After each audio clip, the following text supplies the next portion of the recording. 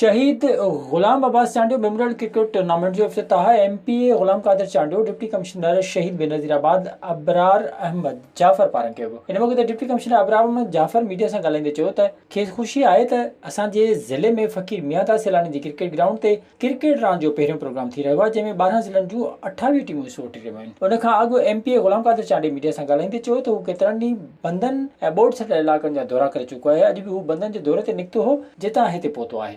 मुंहिंजो पहिरियों दौरो कोन्हे पंहिंजे बंधन सां। हा, मुंहिंजी इहा हिकिड़ी पंहिंजी कमज़ोरी चयो त आउं कोशिशि करे पब्लिसिटी जी कोशिशि कंदो आहियां। हिन खां अॻु मां तक़रीबन 3-4 ॾींहं अॻु पर्सनली बंद सभु विज़िट करे वियो आहियां। अलहमदुलिल्लाह सूरत हाल कब्ज़े में आहे। हींअर बि असां फ्राम बिगिनिंग यानी कि जिते असांजो नवाब शहीद बेनज़ीराबाद ज़िले जी हद ख़तमु थी शुरू थी थिए ऐं पंहिंजे मटियारी ज़िले जी हद ख़तमु थी थिए, उतां खां असां आया आहियूं ऐं पंहिंजे हल्के ते पहुतो आहियां। इन मौक़े ते असिस्टेंट कमिश्नर काज़ी अहमद अब्दुल कदीर गुजर, हाजी खान लाखे मोहम्मद रमज़ान लाशारी, सदर प्रेस क्लब काज़ी अहमद अब्दुल मोमिन जोणे ऐं ॿिया क्रिकेट जा शौक़ीन बि मौजूदु हुआ। विज़िट कयो अवामी आवाज़ मीडिया ग्रुप जी वेबसाइट awamiawaz.pk।